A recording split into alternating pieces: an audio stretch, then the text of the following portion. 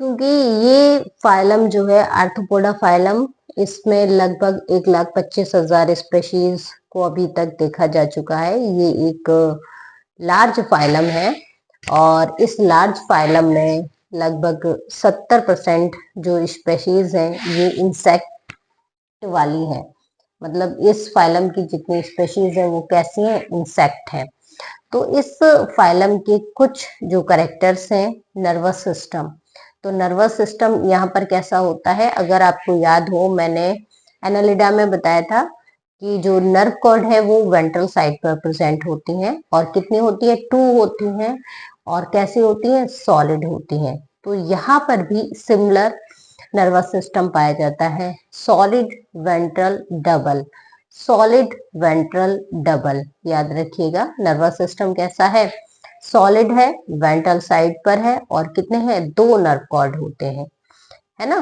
तो solid ventral double, यानी ये डोर्सल, ये वेंट्रल सरफेस, तो वेंट्रल सरफेस पर 2 नर्व कॉर्ड प्रेजेंट होंगे जो कैसे होंगे, सॉलिड और डबल होंगे, है ना।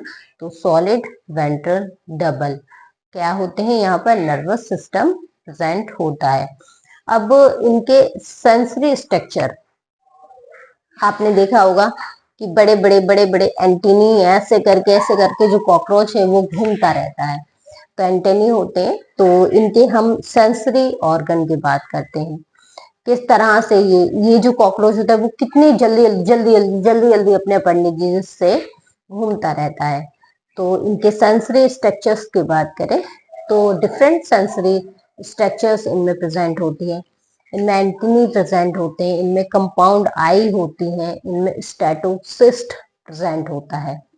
ठीक, तो एंटीनी एंटीनी इनमें होते हैं टू सेंस के लिए, क्या करते हैं, ये सेंस करते हैं, ये टेम्परेचर, फूड और केमिकल को सेंस करते हैं।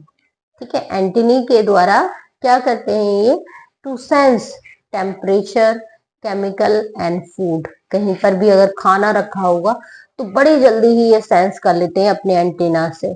अगर कहीं पर भी कुछ ऐसा मटेरियल है जो इनको नहीं खाना है, केमिकल इनको दिख रहा है, तो ये उसे भी बड़ी जल्दी से सेंस कर लेते हैं।